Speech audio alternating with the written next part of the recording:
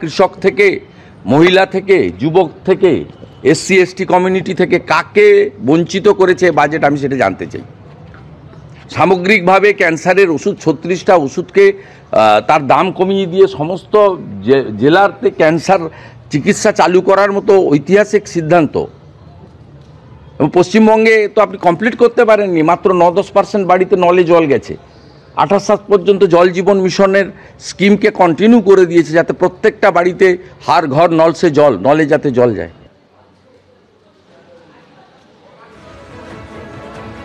অন্যদিকে বাজেটের ভূয়সী প্রশংসা করেছেন কেন্দ্রীয় স্বরাষ্ট্রমন্ত্রী অমিত শাহ। তিনি বলেছেন, প্রধানমন্ত্রীর হৃদয়ে থাকেন মধ্যবিত্তরা। 12 লক্ষ টাকা পর্যন্ত আয়কর মুক্ত মধ্যবিত্তের আর্থিক উন্নয়নের লক্ষ্যেই এই বাজেট। উপকৃত সবাইকে শুভেচ্ছা জানিয়েছেন কেন্দ্রীয় স্বরাষ্ট্রমন্ত্রী।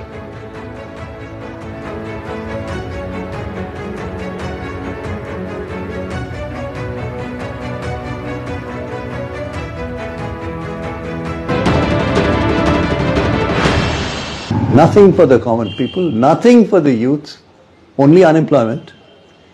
Nothing for women of any significance, only words. Nothing for the farmers excepting some homilies. And worst of all, inviting 100% equity of foreign direct investment insurance, but not cutting the GST tax on insurance. Does it have a connection between the two? In this government? Between somebody or the other, an international lobby?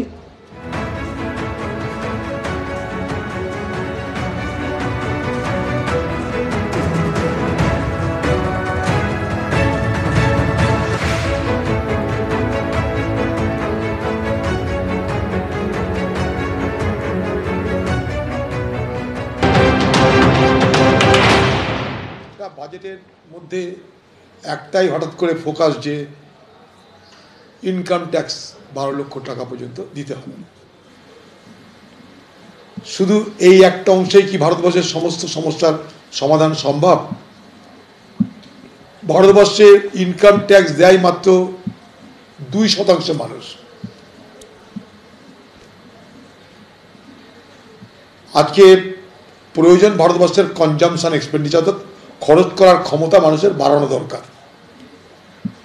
কারণ আমাদের যে GDP, ভারতবর্ষের মোট যে উৎপাদন হয় আমাদের, যার পরিমাণ গ্রস ডোমেস্টিক প্রোডাক্ট, তার 60% আসে এই কনজামশন এক্সপেন্ডিচার থেকে, অর্থাৎ মানুষের খরচ করবার মাধ্যমে।